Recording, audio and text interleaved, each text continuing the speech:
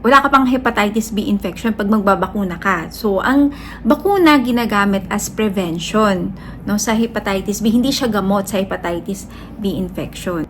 Well, actually, dapat nabakunahan ka na nung bata ka eh. So, kung hindi ka pa nabakunahan ngayon, matanda ka na, most likely hindi ka love ng mama mo.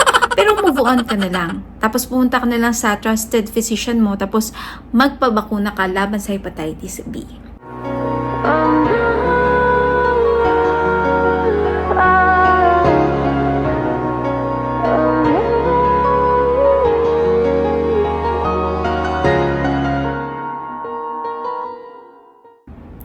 Hi everybody! I'm Doc Mengay. Today I'm going to share with you about hepatitis B vaccine. Okay, start tayo.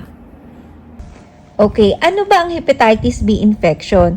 Ito ay isang seryosong sakit sa atay na pwede magsanhi ng hepatitis, cirrhosis, at liver cancer, tulad ng primary hepatocellular carcinoma. Okay, how can you get hepatitis B infection? Hepatitis B infection is primarily transmitted through contact with infected blood products, semen, and other body fluids. Okay, ano ba yung mga karaniwang pamamaraan para makuha ng isang tao yung hepatitis B infection? Okay, tingnan nyo dito sa left side ko. Okay, first, unprotected sexual contact. Lalo na kung yung mag-partner ay parehong hindi bakunado laban sa hepatitis B.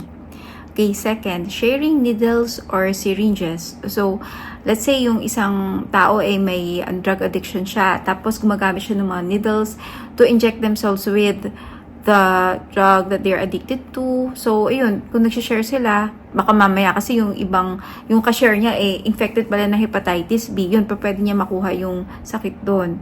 Okay, third, mother-to-child transmission. So, halimbawa, yung mother, nung bata siya, hindi siya nabakunahan kontra hepatitis B infection. So, nagkaroon siya ng hepatitis B. Tapos, nagbuntis siya. Yung infection, pwede niya ma-transfer dun sa baby. But then, kasi ngayon, yung mga buntis, ini-screen naman for hepatitis B infection. So, kapag nalaman na positive yung mother, pagkapanganak niya, yung bata, babakunahan naman agad ng mga bakuna kontra hepatitis B. So, para maging safe yung bata. Tapos, ito yung lagi ko kasi din nare-receive na matanong kung pwede sila mag-breastfeed. Yes, pwede mag-breastfeed yung mga mother na positive sa hepatitis B infection. No?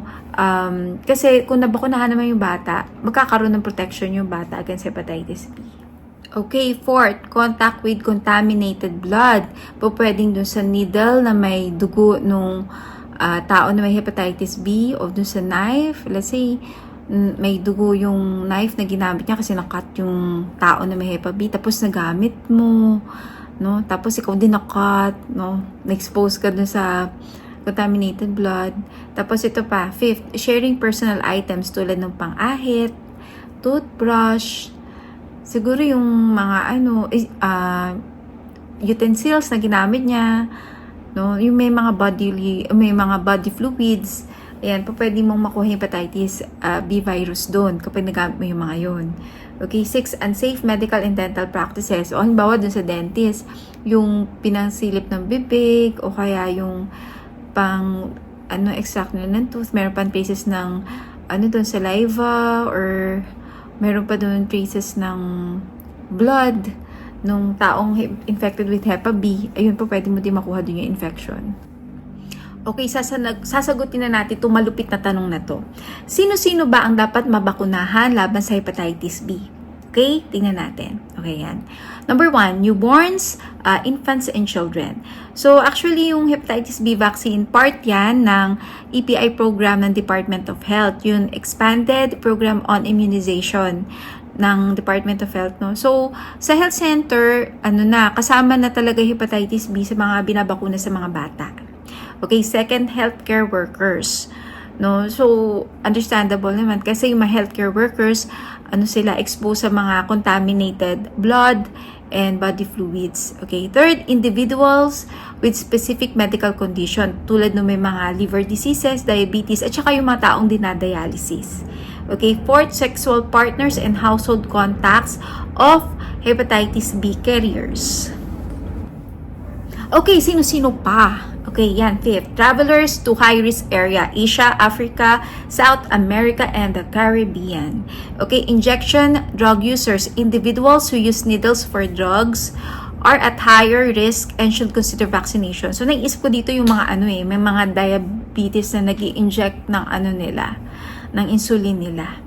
Okay, seventh, men who have sex with men. Okay, doon sa mga interesado magpabakuna laban sa hepatitis B infection, okay? So, dapat hindi ka pa, wala ka pang hepatitis B infection pag magbabakuna ka. So, ang bakuna ginagamit as prevention, no, sa hepatitis B. Hindi siya gamot sa hepatitis B infection. So, kung gusto mo magpabakuna, go to your trusted physician. 3 doses to, no, may interval siya. Didiscuss to sa'yo ng iyong pinagkakatiwalaang doktor. Well, actually, dapat nabakunahan ka na nung bata ka eh. So, kung hindi ka pa nabakunahan ngayon, matanda ka na, most likely hindi ka love ng mama mo. Pero move on ka na lang. Tapos pumunta ka na lang sa trusted physician mo, tapos magpabakuna ka laban sa hepatitis B. Okay, so in summary, sino ba yung dapat mabakunahan? Lahat tayo kailangan mabakunahan laban sa hepatitis B. Okay, if you like this video, don't forget to click the like button and subscribe to my YouTube channel kung hindi pa kayo subscriber. Bye-bye!